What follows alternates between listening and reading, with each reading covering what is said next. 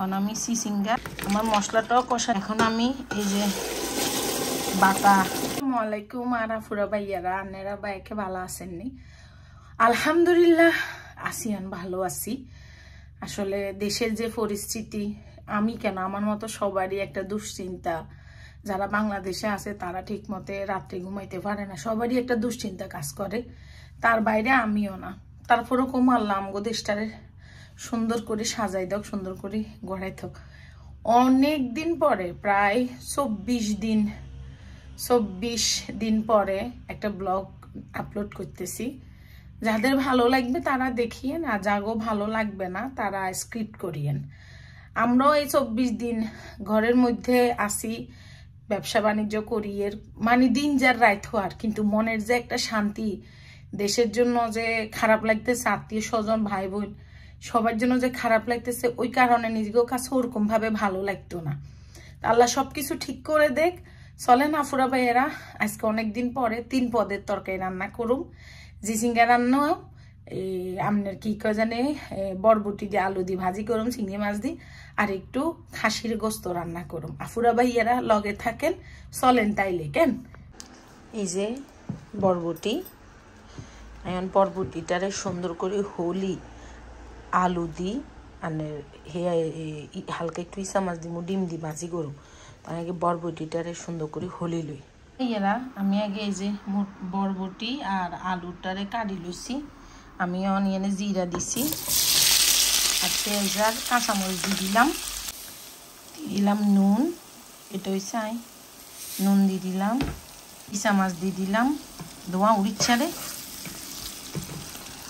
আমি এনে দিয়ে দিলাম হলদের গুঁড়া নুনটা আগে দিয়ে দিছি রসুন বাড়া কাঁচামরিচটা আগে দিছি এটারে নাড়ি একটু কষায় আমি বরবটিটার আলুটা দিয়ে দিব যে জিঙ্গা গুন্ডে কাটিলাম জিঙ্গা গুন্ডে আলু দি ছোট্ট ঘুমাইছে মাছ দিয়ে রান্ধুম মশলা কষানি হয়ে গেছে বরবটিটা আর আলুটা দিয়ে দিছি এটা ভাজি হোক আর একটু শুকনা মরিচ দিব বুঝছেন তাই জিঙ্গাটা কাটি লই ভাইয়ারা আমার বরবটি আলু দিয়ে ভাজি হয়ে আইতেছে ওই গেছে অলমোস্ট আমি ডিম দিছি ডিমটা একটু ঘুরি লমো আর এনে আমি এই যে সিসিঙ্গাও কাটি লইছি আয়ন এই যে ডিমটা আছে না এটারে সুন্দর করে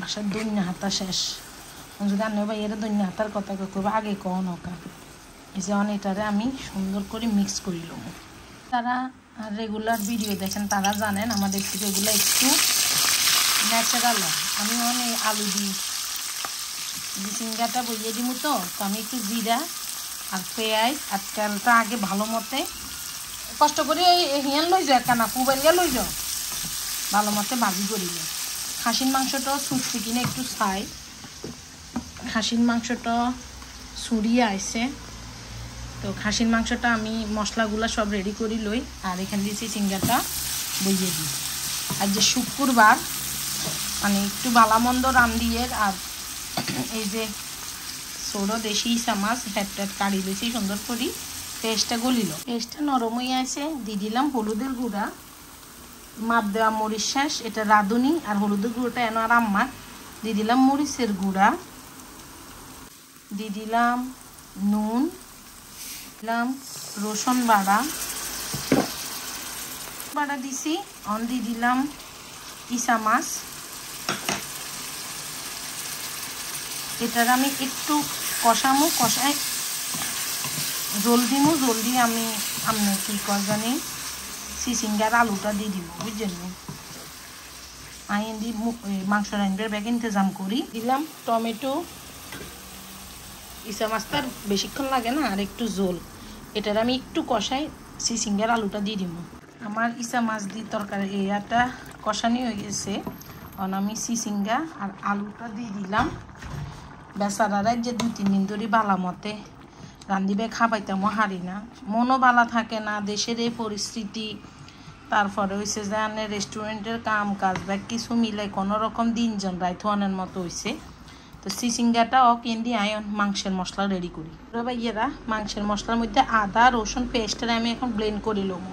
আমি এগুলারে ব্লেন্ড করি কষামো আগে দিই পুরা ভাইয়েরা। আর এই যে ধুন্দুলের সিসিঙ্গার তরকারিটা হয়ে গেছে, জাস্ট একটু গ্যারান দুনিয়া হাতা শেষ হয়ে গেছে, জাস্ট একটু গ্যারানের বলি হালকা তেল দিই, একটু রসুন দাগে তেল দিই এমনি মাংসর বলি সব রেডি করছি। এনা আদা রসুন পেঁয়াজ ব্লেন্ড করে লইছি, তাই দাগে তেলটা দিলই তো খালাস পুরা বাইরে এনে আমি সব ধরনের মশলা দিয়ে দিছি। এখন আমি এই যে বাটা ব্লেন্ড করছি যে পুরা মশলাটা দিয়ে এটা কষামো বানাবো। ভাইয়েরা পেঁয়াজটা আমার কষানি হয়ে গেছে, কি ধোঁয়া দেখছেন, মরিচটা বেশ ঝাল আছে, কেন বুঝি জানেননি, জাস্ট সিসিঙ্গার জন একটু নুন চাইতাম গেছি না তখন বুঝছি দিয়ে দিলাম হলুদ মরিচ একটু নুনও দিয়ে দিছি, দিয়ে দিলাম গরম মশলা, দিলাম জিরার গুঁই। হাই রে ধোঁয়া, হাই রে আপুরা ভাইয়ারা, মানে ধোঁয়ায় রান্নার মানে করিয়ালার এত ধোঁয়া এত ধোঁয়া। এই যে মশলাটা কষাইলই আর একটু কষাই তারপরে যে আমি খাসির মাংসটা দিব। ইয়েরা এই যে আমার মশলাটাও কষানি হয়ে গেছে, আমি মাংসটাও দিয়ে দিলাম।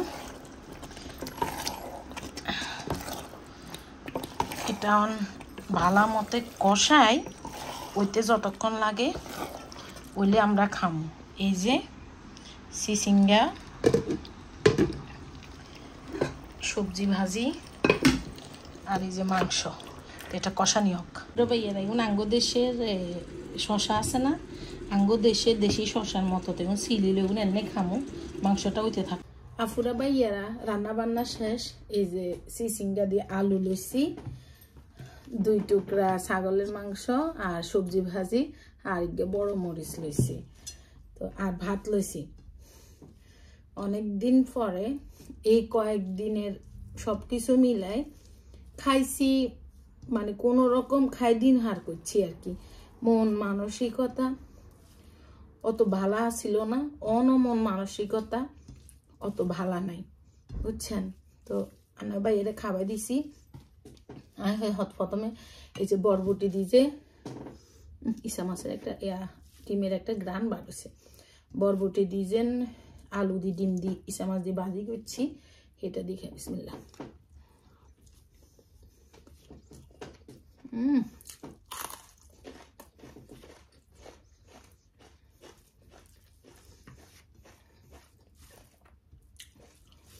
অনেকে আপু আপনি ব্লগ দেন না কিল্লায়, আসলে দেশের এই পরিস্থিতিতে ব্লগ দিতে ইচ্ছা করে না। ইনশাল্লাহ আল্লাহ সব ঠিকঠাক করতেছে, দিমু।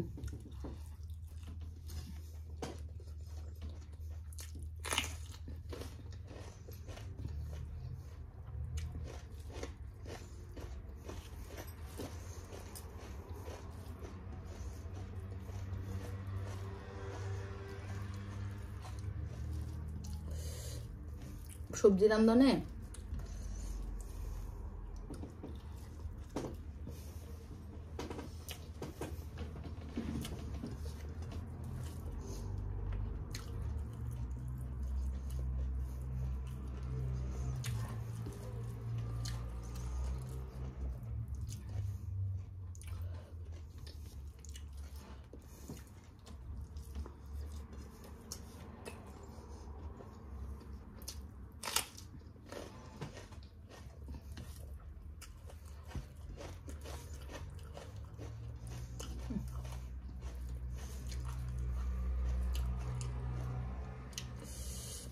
বাংলাদেশে তো মনে সবজির দাম কমছে কেন?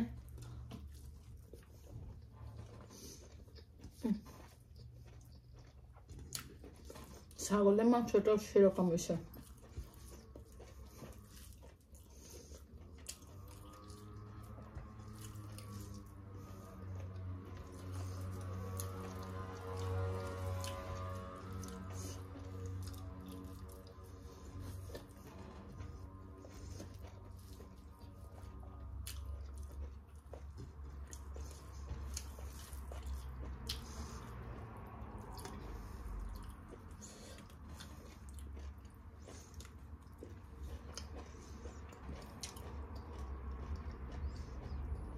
Allah nimet ise.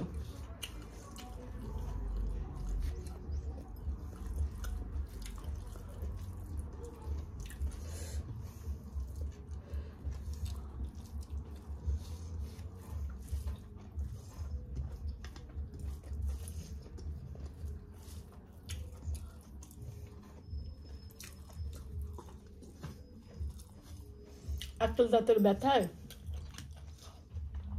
দাঁত যেমন হালা দিতে হবে, যে অনেক বছর ধরে কষ্ট দেয়, অল্প একটু উড়ে আবার বন্ধ হয়ে যায়, একটু উড়ে আবার বন্ধ হয়ে যায়।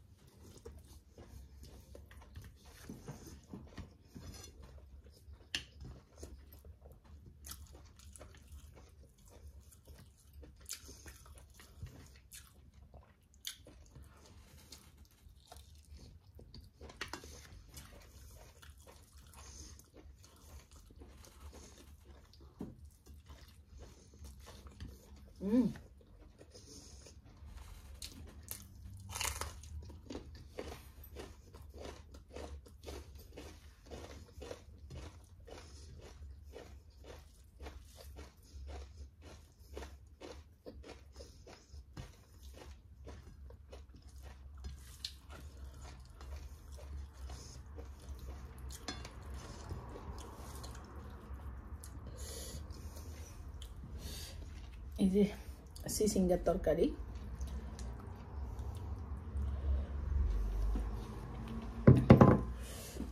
সিসিঙ্গা, ধুন্দুল এসব তরকারি ইসা মাছ দিয়ে বেশি তাঁতে, অন্য কিছুর তো।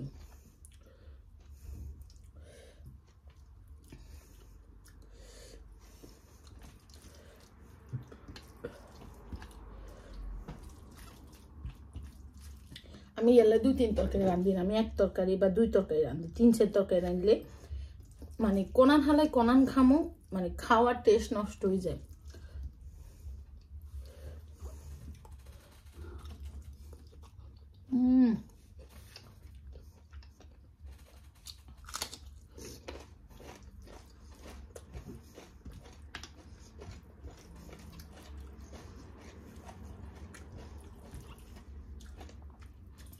আল্লাহর নিয়ামত হইছে সিসিঙ্গার তরকারি।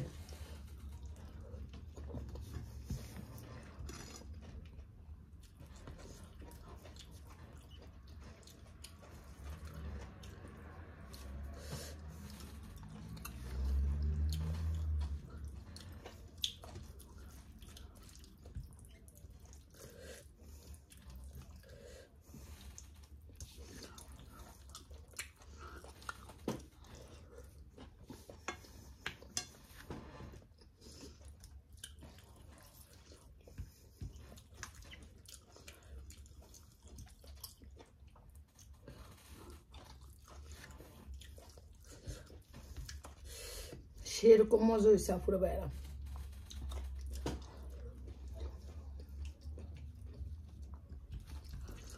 অনেক মজা হয়েছে, গাম চড়ে গেছে।